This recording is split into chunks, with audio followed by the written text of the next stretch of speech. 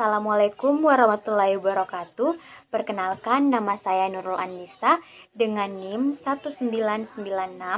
1996141018 dari kelas A, Program Studi Ekonomi Pembangunan, Fakultas Ekonomi dan Bisnis, Universitas Negeri Makassar. Pada kesempatan kali ini, saya ingin menjelaskan mengenai absolute advantage.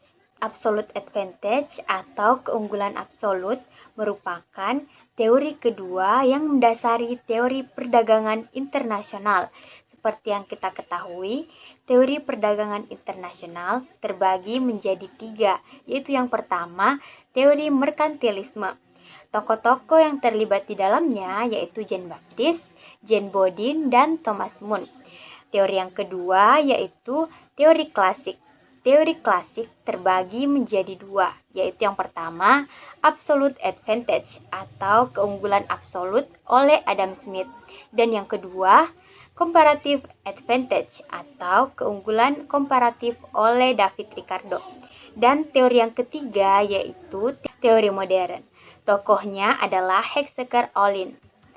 Nah, karena teori absolute advantage masuk dalam teori klasik yang merupakan teori yang kedua dari perdagangan internasional, maka sebelum melanjutkan menjelaskannya, saya terlebih dahulu ingin menjelaskan teori yang sebelumnya, yaitu teori merkantilisme. Teori merkantilisme muncul antara abad 16 sampai 18 Masehi. Fokus utama pemikiran merkantilisme yaitu kekayaan suatu negara diukur dari seberapa banyak emas yang dimiliki.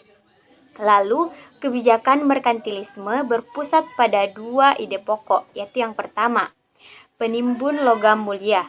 Tujuannya adalah pembentukan negara nasional yang kuat dan peningkatan kemakmuran nasional untuk mempertahankan dan mengembangkan kekuatan negara tersebut.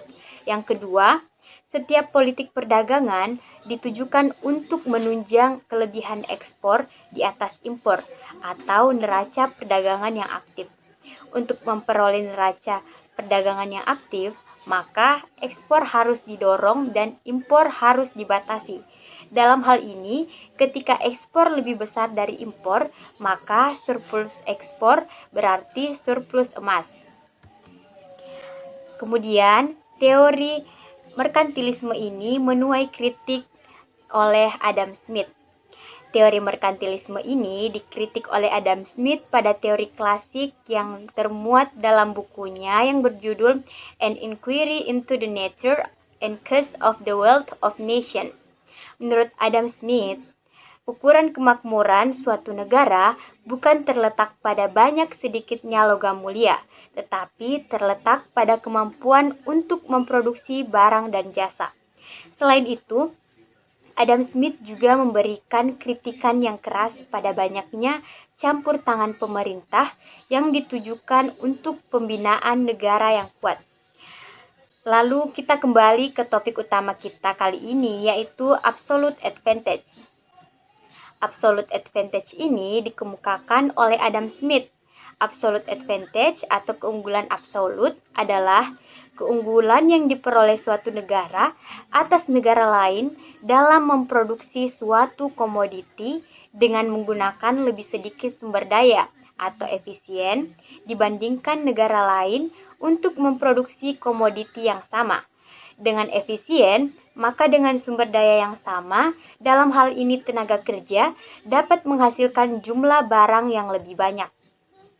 Dan teori absolute advantage didasarkan pada asumsi pokok yang meliputi yang pertama, faktor produksi yang digunakan hanya tenaga kerja, yang kedua, kualitas barang yang diproduksi kedua negara sama, dan yang ketiga, pertukaran dilakukan secara barter atau tanpa uang, serta yang keempat, biaya transportasi diabaikan.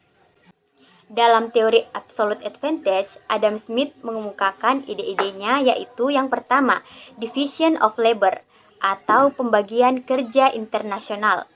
Dalam menghasilkan jenis barang, dengan adanya pembagian kerja, suatu negara dapat memproduksi barang dengan biaya yang lebih murah dibanding negara lain. Sehingga dalam mengadakan perdagangan negara tersebut memperoleh keuntungan mutlak atau absolut. Yang kedua, yaitu spesialisasi internasional dan efisiensi produksi. Dengan spesialisasi, suatu negara akan mengkhususkan pada produksi barang yang memiliki keuntungan. Suatu negara akan mengimpor barang-barang bila diproduksi sendiri atau dalam negeri tidak efisien atau kurang menguntungkan. Sehingga keunggulan mutlak atau absolut diperoleh suatu negara mengadakan spesialisasi dalam memproduksi barang. Kemudian terlihat pada tabel contoh absolute advantage atau keunggulan absolut. Terlihat bahwa banyaknya tenaga kerja yang diperlukan untuk per unit produksi gandum dan pakaian di negara Amerika dan Inggris. Di negara Amerika, produksi gandum membutuhkan 8 pekerja, sedangkan di negara Inggris, produksi gandum membutuhkan 10 tenaga kerja. Sedangkan untuk produksi pakaian di negara Amerika membutuhkan 4 tenaga kerja dan di negara Inggris membutuhkan 2 tenaga kerja. Sehingga dapat disimpulkan bahwa Amerika lebih efisien dalam memproduksi gandum. Tenaga kerja yang dibutuhkan lebih rendah dibanding Inggris. Dalam hal ini, Amerika memiliki absolute advantage dalam memproduksi gandum. Sedangkan Inggris lebih efisien dalam memproduksi pakaian. Tenaga kerja yang dibutuhkan lebih rendah dibanding Amerika. Dalam hal ini, Inggris memiliki absolute advantage dalam memproduksi pakaian. Tapi teori absolute advantage ini juga memiliki kelemahan, yaitu yang pertama, absolute advantage atau teori keunggulan absolut hanya menekankan pada perdagangan bilateral yang terjadi antar negara dalam perdagangan dua jenis komoditas dan mengabaikan perdagangan multilateral. Yang kedua, yaitu absolute advantage atau keunggulan absolut mengasumsikan bahwa perdagangan bebas terdapat di antara bangsa-bangsa dan mengabaikan langkah-langkah proteksionis yang diterapkan oleh banyak negara. Untuk melindungi produksi dalam negeri, setiap negara umumnya menerapkan langkah-langkah proteksionis seperti pembatasan kuantitatif, hambatan teknis untuk perdagangan, dan pembatasan perdagangan untuk memberikan perlindungan terhadap lingkungan atau bahkan kebijakan publik.